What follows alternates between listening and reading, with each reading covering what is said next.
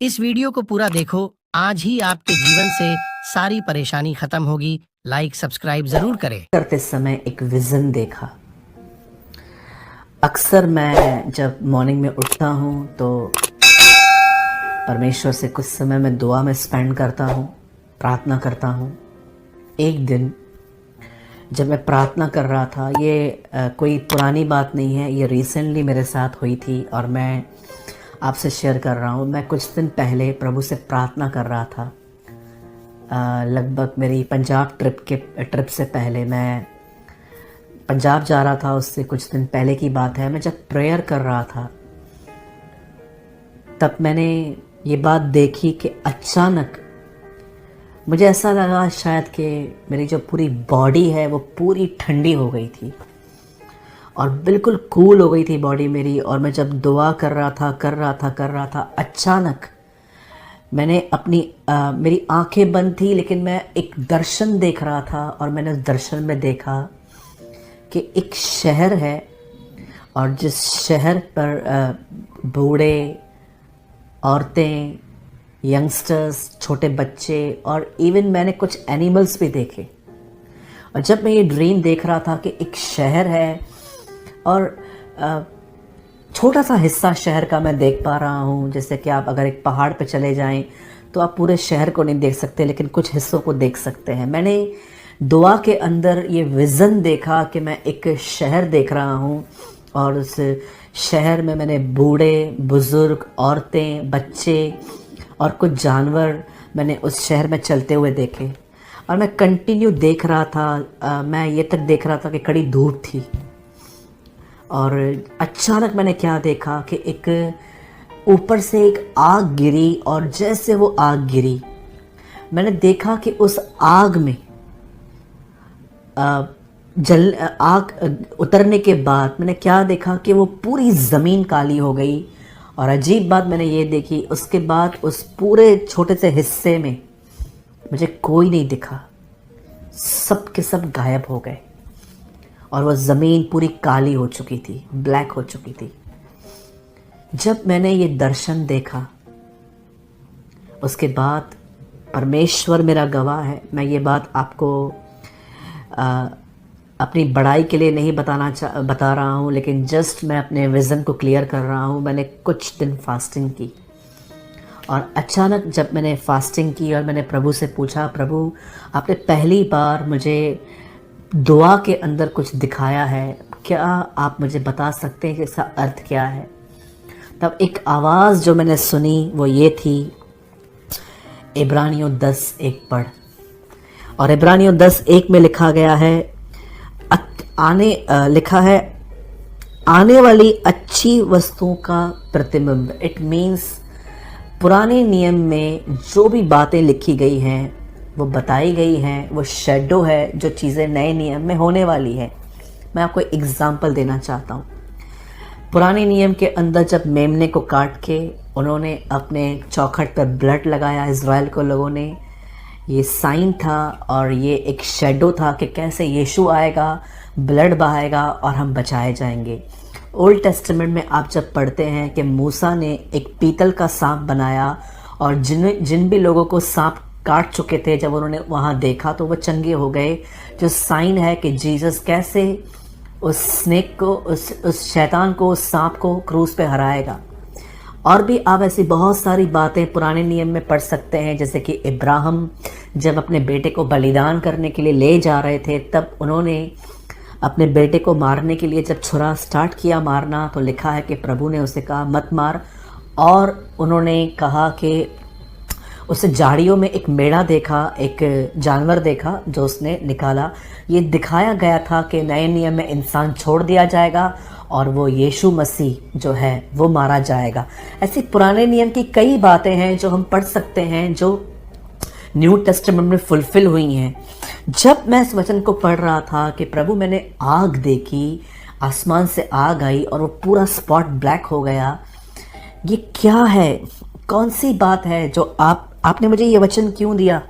तब मैंने कुछ टाइम बैठ के इसके बारे में सोचा। तब मैंने क्या देखा, पुराने नियम में एक ही नगर था जो आग से भस्म हुआ था, सदोम और अमोरा। और जैसे मेरे अंदर ये थॉट आया, मैं पूरी तरह से पीस में आ गया, मैं शांति में आ गया। और मैंने वहाँ पर जाके क्या देखा कि परमेश्वर ने उस नगर पर अपनी आग बेचकर अपना न्याय प्रकट किया था कि वो उनके कामों से खुश नहीं था।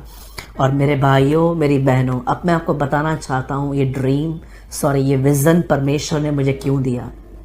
आप सभी जानते होंगे, पुराने नियम में बाइबल बताती है इब्राहिम और लूत जब बहुत धनी हो गए तो एक टाइम ऐसा आया कि इनके साथ जो क्राउड था, इनके प्रॉपर्टी को संभालने के लिए जो लोग थे, उनमें झगड़े होने लग गए थे।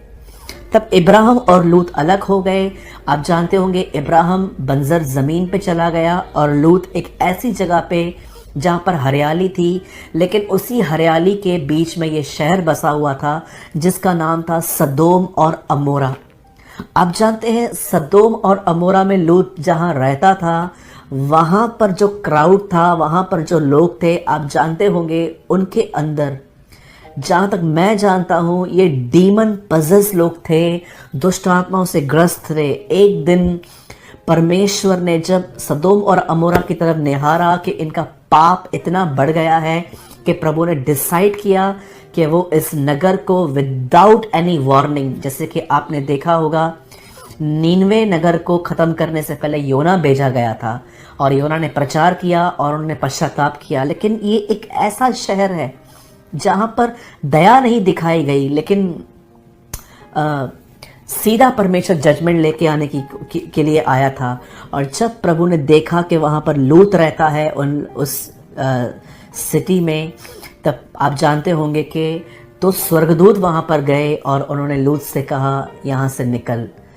और वो स्वर्गदूत जो थे, जो एक अलग ही रूप धारण करके उसके पास आए थे। आप जानते हो, जब सदोम और अमोरा के लोगों को ये पता चला कि इनके घर के अंदर कोई मेहमान आए हुए हैं, उन्होंने आके क्या कहा लूत को, उन दोनों को निकाल।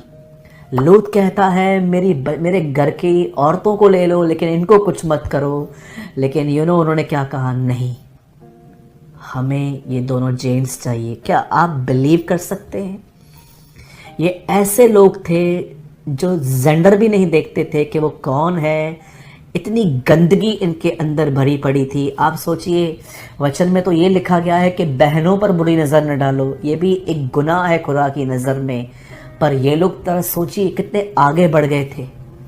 मेरे भाइयों, मेरी बहनों, जब मैं इन सारे पैसेजेस को पढ़ रहा था, तब मुझे परमेश्वर एक बात दिखा रहे थे। आप जानते हैं, आने वाले दिनों में व्यभिचार का फोर्स और ज़्यादा बढ़ेगा। हमें लगता है कि प्रभु ने कहा था अंतिम दिन सिर्फ नूह के दिन है, पर याद रखिएगा इस चीज़ को, अंतिम दिन जो है वो लूत के दिन भी है। क्या होता था लूत के दिनों में? उन दिनों में ऐसा क्राउड रह रहा था सदोम और अमोरा में, जो एक व्यक्ति को ये तक नहीं देखते थे कि वो जेंट्स है कि वो लेडीज़ है, बस इनको व्यभिचार चाहिए। आज मैं आप में से हर एक से पूछना चाहता हूँ, जितने भी लोग आप मुझे देख रहे हैं, मेरे भाइयों, मेरी बहनों, कहीं आप भी इस फोर्स में तो नहीं आ रहे? परमेश्वर ने मुझे एक विज़न दिया दुआ के अंदर कि कैसे एक शहर के ऊपर आग गिरी, और उसके बाद परमेश्वर ने मुझे वचन में लीड किया कि सूरज देख कैसे उन दिनों में ये व्यभिचार बढ़ रहा था, और जैसे ये चरम पे पहुंच गया, मैंने उसको ख़त्म कर दिया। आज वही टाइम में हम जी रहे हैं। मैं आप में से हर यूथ को, मेरे भाई और बहन को, मैं आप में से हर एक को बताना चाहता हूँ, जितने भी लोग मुझे इस चैनल के माध्यम से देख रहे हैं, मैं आपको सबको बताना चाहता हूँ, आने वाले दिनों में व्यभिचार की आत्मा और स्ट्रांग हो जाएगी हमारे बीच में। स्ट्रांग होने का मतलब ये नहीं है कि ये हमने देखा ही नहीं है। मैं जानता हूँ ऑलरेडी व्यभिचार बहुत बढ़ चुका है। ये ऐसा नहीं है कि मैं एक प्रोफेसी कर रहा हूँ, मैं जानता हूँ ये स्टार्टिंग से है, ये गंदगी स्टार्टिंग से है, लेकिन अब ये इतनी बढ़ जाएगी आने वाले दिनों में कि आप सोच नहीं सकते। आप जानते हैं आजकल हमारे पास एक एंड्रॉयड फ़ोन्स हैं आपने देखा होगा अब आपके एंड्रॉयड फ़ोन्स में बीच बीच में से ऐड आ रही हैं। मैं आपको सच कहता हूँ, मैंने कुछ दिन पहले बाइबल एक डाउनलोड की प्ले स्टोर से, और जैसे वो बाइबल मैंने डाउनलोड की और नेक्स्ट डे जब मैं उस बाइबल को अपने मोबाइल में ऑन कर रहा था तो वो बाइबल नहीं चल रही थी, और वहाँ पर एक छोटा सा वर्ड लिखा था, विदाउट इंटरनेट ये नहीं चलेगी। तब मैंने अपना नेट ऑन किया, और जानते हैं जैसे मैं नेट ऑन किया, मैंने बाइबल को ओपन किया, मैंने एक पेज तक नहीं पढ़ा था कि वहाँ पर एक ऐड आई। और जानते हैं उस ऐड में क्या लिखा था? क्या आप अकेला फील करते हो? क्या आप किसी से दोस्ती करना चाहते हो? ये गंदी ऐप की ऐड आई। मैं हैरान हो गया। मैंने कहा प्रभु, बाइबल पढ़ते समय ये ऐड्स आ रही है? जरा सोचिए, व्यभिचार हमारे कितना करीब आ गया है। आप यहां से घर से बाहर निकलिए, आप अपने ऑफिस से नीचे उतरिए, आपको कहां न कहां एक ऐसा मंजर मिलेगा कि आप कहां न कहां सोचोगे कि ये कितना बढ़ चुका है। यीशु मसीह ने नहीं कहा इस हत्यारी पीढ़ी से मैं बदला लूंगा। यीशु ने क्या कहा? जितने भी लोग हाबिल से लेके जकरिया तक मरे हैं, यीशु ने उसके लिए जानते क्या कहा? व्यभिचारी पीढ़ी। यह व्यभिचारी पीढ़ी जो है, जो चिन्ह ढूंढती है, हत्यारी पीढ़ी क्यों नहीं? मर्डरर जनरेशन क्यों नहीं कहा? एडल्टर जनरेशन क्यों कहा उसने? क्योंकि प्रभु जानता था यही गुनाह है जो बहुतों को हेल में लेके जाएगा। आपने पढ़ा होगा पैसेज में, यहाँ आसपास में ही लिखा है, जहाँ पर ये लिखा है कि जितने लोग हाबिल से लेके जकरिया तक मरे, उन सब का लेखा मैं इन्हीं लोगों से लूँगा। कुछ मैंने आगे पढ़ा, वहाँ लिखा था यह व्यभिचारी पीढ़ी चिन्ह ढूंढती है। आप देखिए, आपके फ़ोन में व्यभिचार आ रहा है। आप नीचे उतरेंगे, आपको ज़रूर कुछ ऐसी बहनें मिलेंगी जिनके अंदर बहुत ही लस्ट दिखेगी आपको उनके अंदर, या उनके कपड़े पहनने का तरीका बड़ा गंदा है। या मेरी बहनों, कई बार आप नीचे उतरोगे, आप देखोगे कुछ लोग आपको घूर घूर के देखेंगे। आप देख रहे हैं इन दिनों में लस्ट कितनी बढ़ गई है। आपके फ़ोन में ऐसे वीडियो हैं, बाहर ऐसा माहौल है। कई बार देखिए, शैतान जब आप रात सो जाते हो तो आपके पास्ट के किए गए गुनाहों को आपको बार बार याद करवाता है, और कई लोग उन विचारों में फंस के पाप करते हैं, पोर्नोग्राफिक वीडियो देख लेते हैं, या तो कई लोग अपने ओल्ड अफेयर्स को जो वो तोड़ चुके हैं लौट चाहते हैं। मेरे भाइयों, मेरी बहनों, मैं आप में से आज हर एक को अलर्ट कर रहा हूँ। ये मत सोचिए कि आप एज में बड़े हैं तो आप बिल्कुल फ्री हो चुके हैं। मैं आप में से हर एक को कहना चाहता हूँ, ये एक ऐसा गुनाह है जो हमारे शरीर को बहुत पसंद है। जब मैंने अपनी दुआ के अंदर वो विज़न देखा, उस विज़न के बाद मैंने प्रार्थना की, और प्रार्थना में मुझे ये वचन मिला कि सूरज पुराने नियम में खोज। और जब मैं पुराने नियम में खोज रहा था तो मैंने क्या देखा? एक ही नगर था, सदोम और अमोरा, जो इसी तरह ख़त्म हुआ था, और प्रभु मुझे आज का मंज़र दिखा रहा था। और जब मैंने पढ़ा कि वहाँ पर क्यों ये सब हुआ, तो मैंने देखा कि वो लोग एक ऐसी स्टेज पे पहुंच गए थे जहां पर वो ये न देख रहे थे कि औरत कौन है, जेंट्स कौन है। वो गंदे काम करते जा रहे थे, शारीरिक अभिलाषाओं में पड़ते जा रहे थे।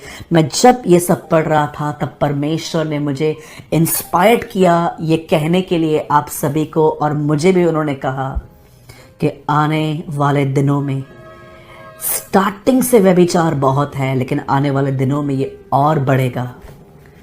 अब मैं सारे विश्वासी भाई बहनों को एक मैसेज देना चाहता हूँ। हो सकता है अविश्वासियों के लिए तो ये लाइफस्टाइल बन चुकी है। आप जाइए, किसी से मिलिए, अपने अविश्वासी नॉन क्रिश्चियन से आप उन्हें कहिए कि आपने गर्लफ्रेंड रखी है, आपने बॉयफ्रेंड रखा है। हाँ, तो फिर क्या हुआ? इसमें क्या गलत है? पर आप जानते हो, अब बिलीवर्स जो हम लोग हैं, जिसको उसने अपने लहू से खरीदा है, हम ऐसा बिहेव नहीं कर सकते, हम इन कामों में नहीं आ सकते।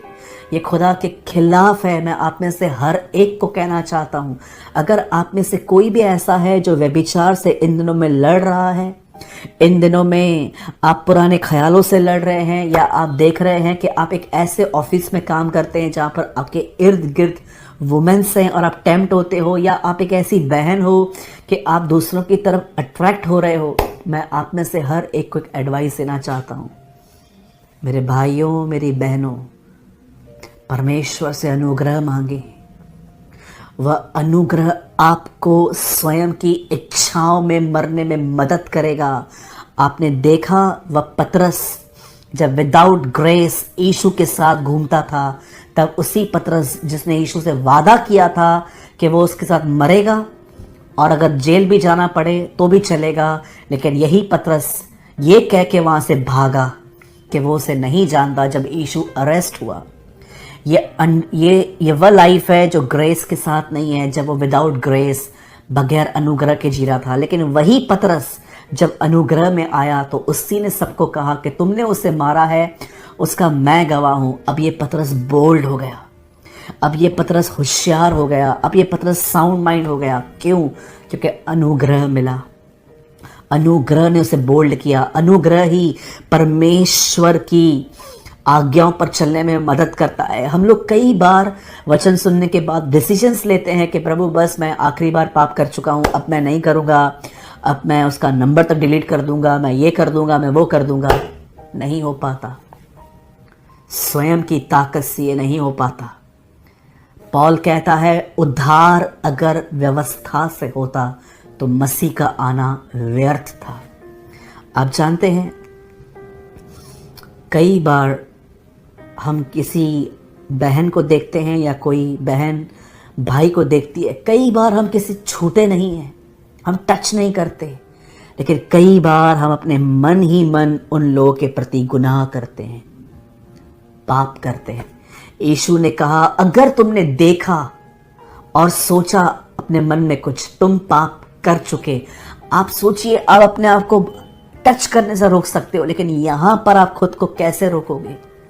इसके लिए आपको परमेश्वर का अनुग्रह चाहिए। और अगर आप नहीं जानते हैं कि अनुग्रह क्या है, तो मैं आपको एक लाइन में बताना चाहता हूं। अनुग्रह पवित्र आत्मा समय है। जब पवित्र आत्मा आपकी मदद करना स्टार्ट करता है गंदे ख्यालों से लड़ने के लिए, बॉडीली डिजायर्स को ना कहने के लिए, उस हेल्प को हम ग्रेस कहते हैं, अनुग्रह कहते हैं। मैं आप में से हर एक को कहना चाहता हूँ, मेरे भाइयों, मैं हमेशा की तरह अपनी मीटिंग इसी विषय पे ख़त्म करना चाहता हूँ। दुआ करें, परमेश्वर का वचन पढ़ें, उपवास करें, प्रभु की आराधना करें, हर संभव प्रयास कीजिए, हर कोशिश कीजिए अपने परमेश्वर से जुड़ने की। उसने क्या कहा? यदि तुम मेरे साथ जुड़ोगे तो तुम बहुत सारा फल लाओगे। मैं आप में से हर एक को कहना चाहता हूँ, पवित्रता खुद पैदा नहीं की जा सकती, वो खुदा का एक फल है और वो हमें अपनी पवित्रता देता है, और वो ये तब देता है जब हम उससे जुड़ते हैं।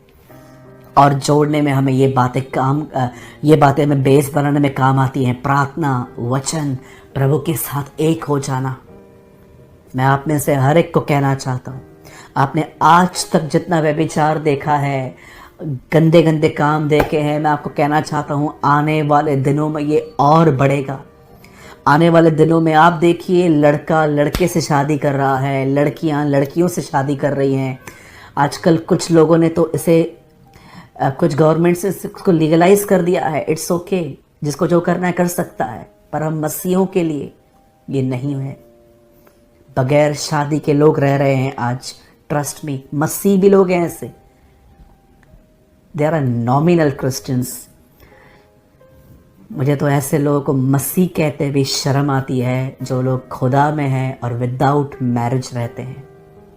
अगर आप एक ऐसे व्यक्ति हो, मैं आपको मुंह पे कहना चाहता हूँ, शेम ऑन यू।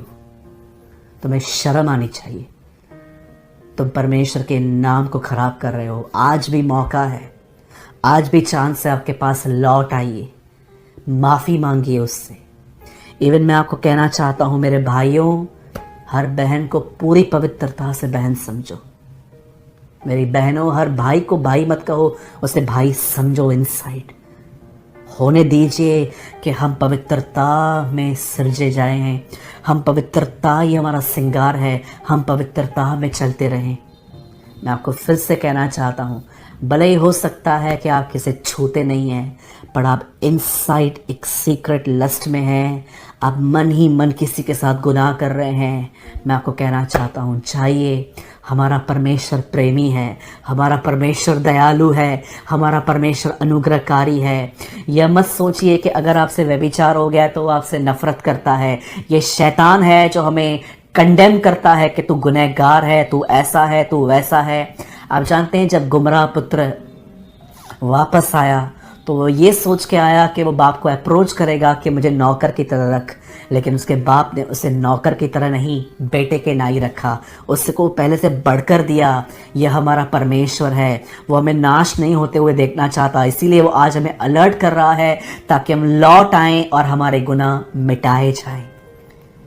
चाहे आप कितने भी बड़े व्यभिचारी क्यों ना हो, मैं आप में से हर एक को कहना चाहता हूं, परमेश्वर आज भी आपसे प्रेम करता है। यदि आप ईमानदारी से उसके सामने मान लेंगे कि हाँ मैंने गुनाह किया है, वो आपको माफ भी करेगा, वो आपको साफ भी करेगा, वो आपको पवित्र आत्मा से भी भरेगा। Be honest. याद रखिए, यीशु के साथ सबसे पहले एक ऐसा व्यक्ति नहीं चला जो बहुत दुआएं करता था, पर एक ऐसा व्यक्ति था जिसने मरने से कुछ मिनट पहले अपने गुनाह माने थे, और यीशु ने उससे कहा, आज ही तू मेरे साथ स्वर्ग लोक में होगा। Today you are with me in a paradise. वो क्यों बचाया गया? वो स्पिरिचुअल नहीं था, वो ऑनेस्ट था। उसे मान लिया कि हाँ मुझसे गलती हुई है, मुझसे पाप हुआ है। बंद करने से पहले मैं आपको फिर से कहना चाहता हूँ, आप जानते हैं कितना ठट्ठा उड़ाया जा रहा है प्रभु के वचन का आजकल। जरा आपने इन बातों को देखा? अब्रॉड में बहुत सारी कंट्रीज में आप जानते हो गे, लेस्बियन, ये बातें बहुत बढ़ रही हैं। मैं नहीं कहता हूँ ये इंडिया में नहीं है, बहुत हैं, लेकिन बाहर कुछ ज़्यादा हैं। मैंने रिसेंटली न्यूज़ सुनी थी कि जो आजकल ऐसे लोग हैं जो गे कहलाए जाते हैं, ये एक जगह पे जमा होते हैं जिसे परेड कहा जाता है, और इनके पास एक फ्लैग है, और जानते हो उस फ्लैग पे क्या छपा हुआ है? रैम्बो। रैम्बो प्रभु ने नूह को दिखाया था कि ये देख, ये मेरी वाचा का चिन्ह है, मैं कभी अर्थ को पानी से नाश नहीं करूँगा। और सोचिए, इन लोगों ने उससे अपने हाथ में उठाया है। What a disrespect. परमेश्वर के वचन का ठट्ठा उड़ाया जा रहा है। अंत के दिनों में मजाक करने वाले आएंगे, पत्रस में लिखा है मॉकर्स आएंगे। और देखिए ये हो रहा है। यूट्यूब पे बहुत सारे प्रीचर्स इन दिनों में प्रीच कर रहे हैं, चर्च जाना ज़रूरी नहीं है, ऑनलाइन मीटिंग सुनो, सिर्फ चर्च जाना नहीं है। मैं आप में से हर एक को कहना चाहता हूँ, सिर्फ ऑनलाइन मीटिंग्स मत सुनिए। अगर आप एक कलीसिया से जुड़े हुए हैं, वहाँ भी जाइए। Honour your pastor, honour your local pastor. जिस भी चर्च में आप जाते हैं, वहाँ के पासवान की इज्जत करें, उन्हें प्यार करें, सिरकाई में उनका हाथ बटोरें। आज ऐसी बहुत सारी स्ट्रेंथ टीचिंग्स आई हैं। चर्च जाना ज़रूरी नहीं है, अन्य भाषा बोलना ज़रूरी नहीं है, प्रभु भोज जो है वो विदाउट बैप्टिज्म भी खा सकते हो, बिलीवर को बिलीवर से प्रार्थना करवाने की ज़रूरत नहीं है। ऐसे झूठे लोगों को ना सुने। क्या कहती है बाइबल? अंत के दिनों में नए नए पाखंडों का उद्घाटन किया जाएगा। आज हो रहा है, रोज नई पाखंडी भरी टीचिंग्स जो स्क्रिप्चर्स में नहीं दिखती। मैं आप में से हर एक को कहना चाहता हूं, मेरे भाई, मेरी बहन, मैंने एक विजन देखा है। उस विजन में मैंने देखा है कि आग गिरी है, और खुदा ने मुझे स्क्रिप्चर्स के थ्रू शो किया कि ये सदोम और अमोरा की तरह है। व्यभिचार उन दिनों में बढ़ रहा था, और व्यभिचार आने वाले दिनों में भी बढ़ेगा। अलर्ट हो जाइए मेरे विश्वासी भाई बहनों। मैं स्पेशली ये वीडियो आप मसीह भाई बहनों के लिए बना रहा हूँ। जैसे यीशु ने भी कहा कि अपने विश्वासी चेलों के लिए, मैं सबके लिए प्रार्थना नहीं करता, परंतु मैं उनके लिए करता हूँ जो तूने मुझे दिए हैं। मैंने ये वीडियो स्पेशली बिलीवर्स के लिए बनाया है। Be alert, these are the last days. खुदा के साथ जुड़िए। प्रभु मैं आपको धन्यवाद देता हूँ। आइए हम दुआ करेंगे। प्रभु मैं आपको धन्यवाद देता हूँ क्योंकि आप हमसे प्रेम करते हैं। मैं विनती करता हूँ प्रभु, धन्यवाद देता हूँ कि आज के वचन के द्वारा आपने हमसे बातें की हैं।